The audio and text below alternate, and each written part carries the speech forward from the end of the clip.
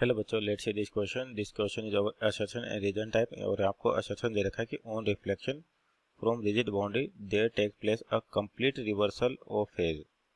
दूसरा कि on reflection from a denser medium both particle velocity and wave velocity are reverse in sign. तो यहाँ पर आपके पास जो की कॉन्सेप्ट है कि बेसिक रिफ्लेक्शन और रिफ्रैक्शन ऑफ साउंड तो किसका दे रखा है, वेव का दे रखा है। तो की कॉन्सेप्ट लिखे पहले। तो की कॉन्सेप्ट ये क्या होगा आपके पास, रिफ्लेक्शन, रिफ्लेक्शन और and refraction refraction of wave. तो समझे यहाँ पर कि जैसे मान लेते हैं आपके पास दो मीडियम है सेपरेट, यानी कि यहाँ पर मीडियम 1 है, इसका रिफ्रैक्टिव इंडेक्स n1 और इसका n2। और बोल देते कि आपका n2 ज़्यादा n1 से, इसका मतलब ये डेंसर होगा और ये रेयरर होगा आपके पास। तो जब भी क्या मान लीजिए वेव यहाँ से आपके पास एक मीडियम से दूसरे मीडियम पे जाती है, जैसे सपोज करिए यहाँ पर, तो ये तो होगी इंसिडेंट वेव, इसको बोल देते हैं अपन इंसिडेंट वेव। तो जहाँ पर आपके पास ये मीडियम चेंज होता है तो दो कंडीशन निकलती है कि कुछ पार्ट तो इसका क्या होगा, रिफ्लेक्ट हो जाता है, कुछ ट्रांसमिट हो जाता है। यानी कि जो रिफ्लेक्टेड पार्ट है वो क्या करता है, आउट ऑफ फेज, यानी कि जो इसका फेज था उसका जस्ट रिवर्स चेंज हो जाता है आपके पास, और एक आपको रिफ्लेक्टेड वेव मिलती है वापस सेम मीडियम के अंदर, और एक क्या होती है, ट्रांसमिटेड वेव मिलती है इस तरीके से। तो इन दोनों केस में आपके पास क्या फ्रीक्वेंसी है, यानी कि F1 बोले और F2 बोले तो फ्रीक्वेंसी तो आपके पास सेम रहती है, इसमें कोई चेंज नहीं आता। F1 इक्वल टू क्या होता है F2। लेकिन जो स्पीड है, यानी कि मानते हैं यहाँ पर स्पीड कितनी V1 और यहाँ पे स्पीड कितनी V2, तो ये दोनों डिफरेंट चेंज हो जाएंगे, क्योंकि आपका स्पीड किस पे डिपेंड करती है, मीडियम पे। अब देखिए जो आपको कंडीशन दे रही है रिजिड है, यानी कि अगर ये स्पॉट रिजिड है, इसका मतलब आपके पास कोई भी जो ये रे ट्रांसमिट हो रही है ये मिलेगी नहीं आपको। तो एक तो आपके पास जो वेलोसिटी का फॉर्मूला होता है, यानी कि मान लीजिए जो आपके पास ये इंसिडेंट होगी और ये रिफ्लेक्टेड वेव होगी और ये ट्रांसमिटेड वेव होगी।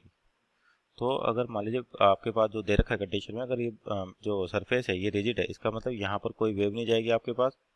तो क्या ले सकते हैं अपन, यहाँ पर जैसे देखें तो सिंपल कंडीशन है कि वेव आपकी ऐसे आई और ये इस पर टकराई, यानी कि और कौन सा रिजिड है आपके पास, कौन सा है रिजिड, यानी कि जो आपका मीडियम है वो कैसा एकदम रिजिड है, यानी कि इसका मतलब कोई वेव नहीं जाएगी। तो क्या होगा, यहाँ से आपका जो एम्पलीट्यूड ऑफ इंसिडेंट वेव है वही क्या होगा, एम्पलीट्यूड ऑफ जो रिवर्स वेव हो जाएगी आपके पास, और इसके जस्ट ऑपोजिट फेज में चलेगी वो।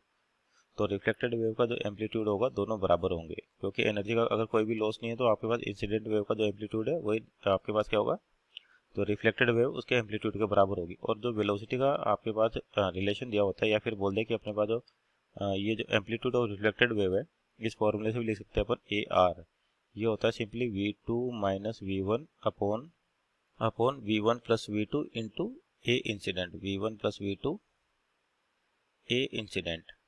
ये आपके पास क्या होता है, रिफ्लेक्टेड वेव का एम्पलीट्यूड होता है। अगर मान लीजिए अगर यहाँ पर जैसे फर्स्ट कंडीशन में ले रखा है कि अपने पास वेव ट्रांसमिट होती है तो इस तरीके से, तो यहाँ पर अपने पास सेकंड टाइप है, देखिए यहाँ रिजिड है, यानी कि यहाँ पर जो वेलोसिटी V2 है ये तो होगी जीरो। तो जो रिफ्लेक्टेड वेव है इसका एम्पलीट्यूड क्या हो गया आपके पास, माइनस टाइम्स ऑफ, क्योंकि V2 जीरो है तो V1 ए incident upon V1 plus V2, यानी कि आपका एम्पलीट्यूड है जस्ट क्या हुआ 180 डिग्री के डायरेक्शन पे रिवर्स हो गया।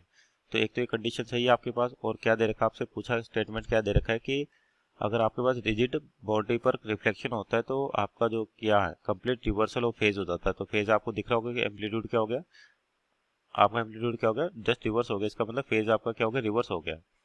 और दूसरी कंडीशन यानी कि आपका यह शर्त तो सही हो गया, रीजन क्या देखा, reflection from denser medium both the velocity and wave velocity of the wave velocities are reversed in sign। तो ये आपको यहाँ पे दिख भी रहा है कि वेव वेलोसिटी पहले इधर थी, अब वेव क्या होगी, इधर जाने लगी आपके पास, तो उसका साइन चेंज हो गया। पार्टिकल वेलोसिटी की बात करते हैं तो जहाँ पे देखिए यहाँ पर बात करते हैं जहाँ पे आपके पास रिफ्लेक्शन हो रहा है, तो जिस पॉइंट पे रिफ्लेक्शन होता है वहाँ पे पार्टिकल का डिस्प्लेसमेंट क्या होता है, जीरो। यानी कि बोल देते हैं कि पहले वाली वेव की वजह से पार्टिकल का डिस्प्लेसमेंट y1 है और दूसरे की कारण कितना y2 है। तो जहाँ पे आपके रिफ्लेक्शन हो रहा था नेट डिस्प्लेसमेंट क्या होता है, जीरो। तो इसका मतलब अपन कह सकते हैं y1 इक्वल टू कितना हो गया, माइनस टाइम्स ऑफ y2। और इनका डिफरेंशिएशन करें तो velocity of particle vp1 equal to minus velocity of particle vp2, यानी कि जो पार्टिकल वेलोसिटी वो भी क्या होती है, रिवर्स हो जाती है आपके पास।